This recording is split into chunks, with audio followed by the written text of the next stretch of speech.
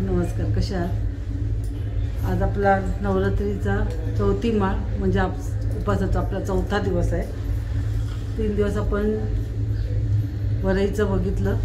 आज आपण थोडंसं वेगळं करण्याचा प्रयत्न करणार आहे. त्यासाठी मी राजगिराच्या पिठाचा पण उत्तप्पासारखा बनवणार आहे. त्याच्यामध्ये मी ह्या मिरच्या घेतल्या. तुम्हाला जर ह्याच्यामध्ये आलं कोथिंबीर ॲड करायचं असेल तर करू शकता.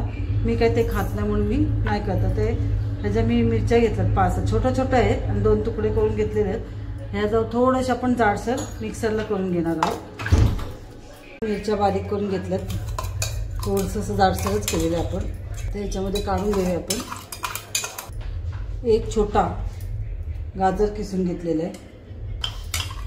छोटा रताळा घेतलेला आहे किसून.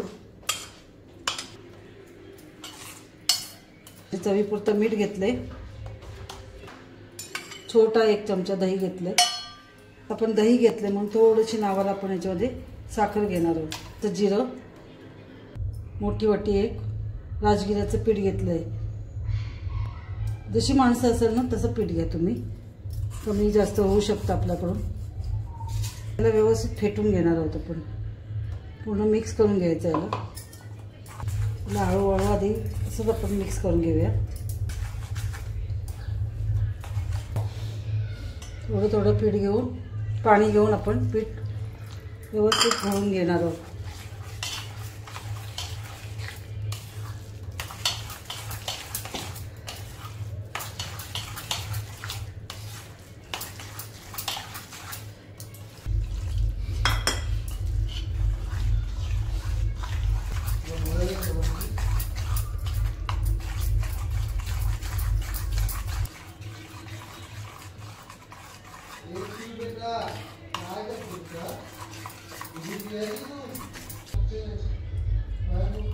आपलं पीठ व्यवस्थित आपल्याला पाहिजे तसं झालेलं आहे. जास्त पातळही नाही आणि जास्त घट्ट नाही. त्याला आपण 10 ते 15 मिनिट आपण असं साईडला ठेवणार आहोत. तर उत्तप्प्याचं पीठ साईडला ठेवलंय करून. या मिरच्या घेतल्यात आपण. आता चटणी करायची आपल्याला. थोडंसं मिरच्या घेतल्यात. मोठ्या मिरच्या त्या तिखट नसतात आणि तुम्हाला जर ह्याच्यापेक्षा कमी जास्त करायचं असेल तर तुम्ही करू शकता. 1 चमचा दही घेतले मी. थोडीशी साखर, चवीपुरतं मीठ, खोबरं. आता मी सुकं खोबरं घेतलंय. तुम्हाला जर याच्यामध्ये ओलं घेतलं तरी छान होते. ओलं आणि जिरं. ह्याच्यामध्येही तुम्हाला चटणीमध्ये कोथिंबीर आलं काय घ्यायचं असेल तर तुम्ही घेऊ शकता. तर हे आपण एकदा वाटून घेऊया बारीक. आपली चटणी तयार झाली वाटून.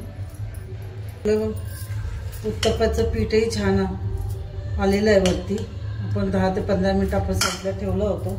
तवा आपण पॅन थोडं गरम करत ठेवलं गॅसवरती. थोडंसं नावाला तूप टाकून घ्यायचं. बारीकच गॅस ठेवायचं. जसं जाड पातळ पाहिजे तसं आपण उत्तप्प्याला काढून घेऊ.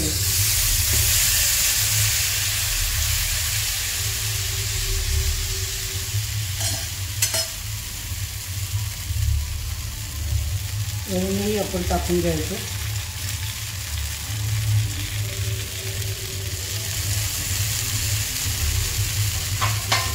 थोडा वेळ झाकण ठेवूया.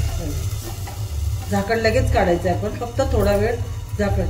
ह्याचे आपण थालीपीठ पण बनवू शकतो. थोडंसं हे जे आपण पातळ पीठ केले उत्तप्प्यासाठी ते थोडं घट्ट करायचं.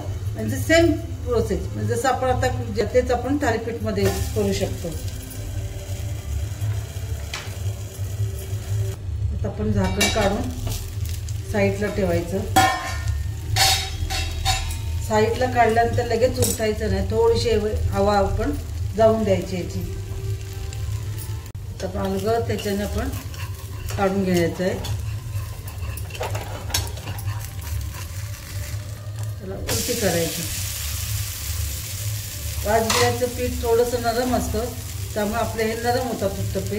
जर तुम्हाला कडक पाहिजे असेल तर याच्यामध्ये आपण वरीचं पीठ पण नॉर्मल टाकू शकतो. आज आपण हे प्लेन साधे करून दाखवलेत मी तुम्हाला. पुढच्या वेळेस आपण वरीचं पीठ टाकून कसं बनवायचं ते दाखवूया आपण.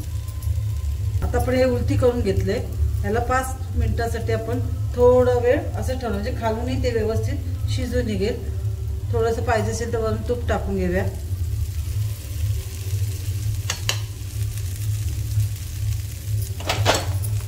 ठेवूया ह्याला आता खालूनही शिजले आपलं आणि वरूनही शिजले. अजून जर तुम्हाला कडक करायचं असेल तर करू शकता. राजगिऱ्याचं पीठ असल्यामुळे ते जास्त कडक होत नाही, ते नरमच थोडं राहतं. तर आपण याच्यामध्ये गाजर घेतलेलं आहे व्यवस्थित. गाजर आणि रताळं घेण्याचं कारण म्हणजे गाजर आणि थोडंसं आपल्या पोटाला हेवी व्हायला पाहिजे, म्हणून मी गाजर घेतलेलं आहे. घेऊया.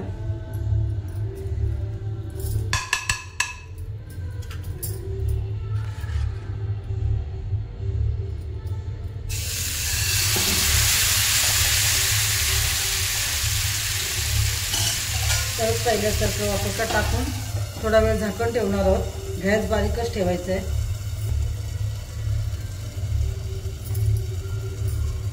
यात आपलं पहिलं काढलंय आपण. थोडंसं साईडनी त्यानं कडक वाटतंय आपल्याला, थोडंसं नरम राहणारच ते. त्याच्यात परत आपण झाकण काढून घेऊया.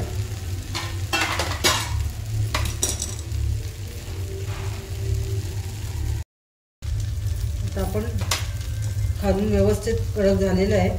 थोडंसं तूप टाकून ह्याला उलटून घेणार आहोत.